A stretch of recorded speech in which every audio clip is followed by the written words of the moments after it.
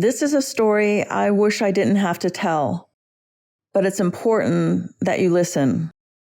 I'm Betsy Murphy, the director of Don't Drink the Holy Water.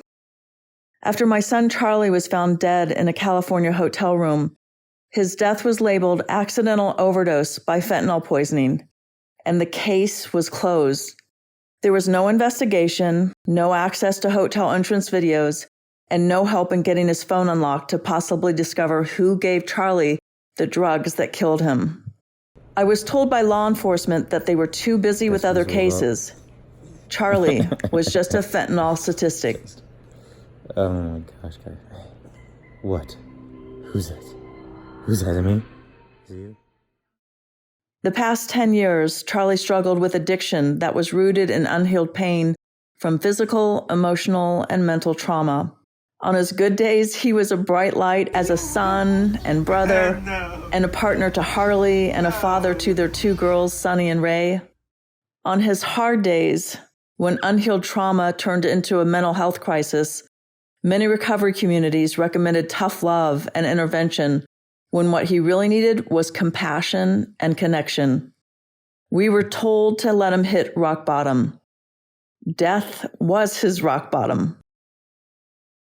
6 months after Charlie died, I took his ashes to India to offer them to the Ganges River, where it's believed souls find salvation. I'd taken Charlie to India when he was 8 years old, and before he died, we talked about returning. Instead, I went alone with his ashes. During the trip, I discovered that even though in some areas the Ganges River was polluted and struggling for survival, it was still considered holy and sacred.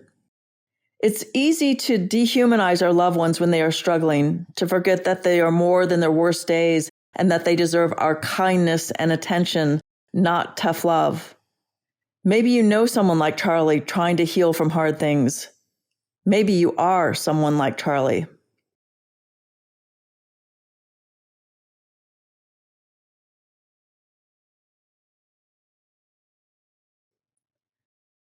Charlie always told me he was too smart to do a bad drug.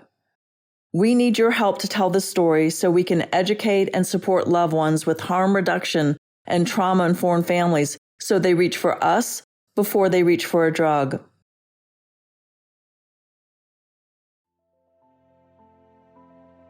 Please consider pledging, following, or sharing this campaign.